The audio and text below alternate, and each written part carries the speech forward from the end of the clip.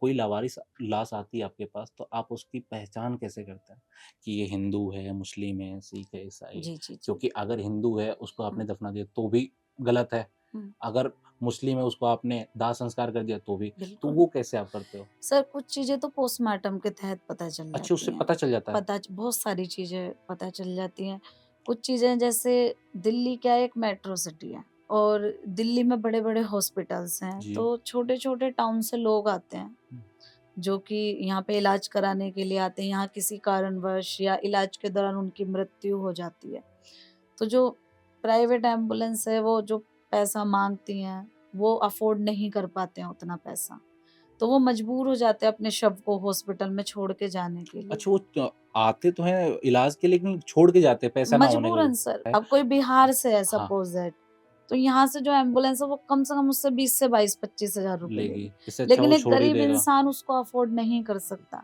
बहुत से लोग ये पॉडकास्ट जो देखेंगे सोचेंगे क्या होता है भाई 20-22 हज़ार हमारे अपनों के लिए, लेकिन नहीं होता है। नहीं अगर बहुत आप उनकी जगह आएँगे आप देखेंगे भाई बहुत होता है। मजबूरन उनको अपने परिजनों के जो है शव को छोड़ना पड़ता है। उन केसों में पता चल जाता है वो मुस्लिम उसमें है तो या आसानी हिंदू से है। पता चल जी, जाएगा। बिल्कुल सर। पोस्टमार्टमों से पता चल जाता है। जैसे मैं खुद 300 से ज़्यादा मुस्लिम्स का वो दफ़न कर चुकी हूँ। 300 से ज़्यादा? बिल्कुल, जी, आप अगर मेरे पेज पे जाएँगे, जी।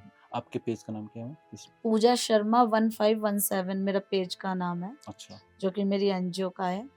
जी, अगर आप वहाँ पे जाएँगे, आप देखेंगे मुस्लिम्स की तो मैं कब्र भी खुद खोदती हूँ। मैं एक दिन का अच्छा। वाक़या बताती हूँ, मैं मुस्लिम बॉडी लेके गई, जी, जी।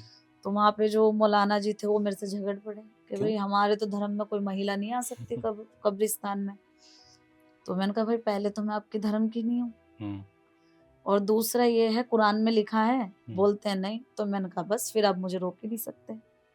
अगर आपके कुरान में लिखा है कि कुरान में ये लिखा है कि महिला से मेहनत का काम नहीं करा सकते, अच्छा, तो मैंने कहा शव को दफनाना कौन-सा मेहनत का काम है? मुझे तो नहीं लगता कि एक लावारिस शव जिसका इस दुनिया में कोई नहीं है जी। या जिसकी कोई पहचान नहीं मिल पाई है, ऐसा नहीं है कि पुलिस एफर्ट नहीं दिखाती, पुलिस बहुत मेहनत करती है। वो अखबार में दिल्ली पुलिस हर वो नामुमकिन कोशिश करती है कि उसका परिवार मिले, लेकिन नहीं मिलता तो वो भी मजबूर है।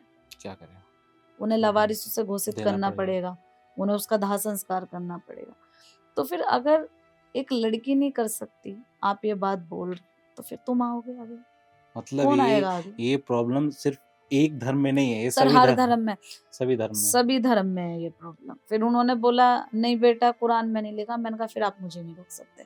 तब से अब तक मैं उसी एक जगह जाकर और 300 अच्छा, से ज़्यादा मुस्लिम्स को दफन कर चुकी हूँ। एक ही जगह उसी बिल्कुल कब्रिस्तान पे? हाँ, जिद थी कि करना है क्योंकि अभी वो क्या बोलते हैं? नहीं अब तो एप्रिशिएट करते हैं। अब तो दुबई तक मेरी वीडियोज़ जो है मुस्लिम अच्छा, दफनाने अच्छा। की जाती है, तो जी, दुबई तक वो ये कुवैत, कुवैत दुबई में, और हाँ। भी 2-3 जगह यहाँ तक कि पाकिस्तान तक से हुँ। पाकिस्तान को तो नंबर ही देख के मैं ब्लॉक कर देती हूँ, डर के तो मारे। क्या क्या वहाँ से क्या मैसेजेज़ आते हैं? मुस्लिम कंट्री से? बहुत मैसेज आते हैं सर मतलब ये आपके दुबई के एक शेख साहब हैं, उन्होंने तो ट्वीट भी की थी मेरी एक वीडियो कि हिंदुस्तान की एक खूबसूरती है अच्छा, कि अच्छा। एक ब्राह्मण समाज की बेटी और मुस्लिम को दफन कर रही है। मतलब मैं पूरा कब्र वगैरह खोदते अच्छे से करती हूँ। असली भाईचारा जहाँ देखना है, वहाँ पे तो आप पहुँच ही नहीं पाते। आप तो सिर्फ़ सोशल मीडिया के रील देख के कमेंट करने में रहते हो।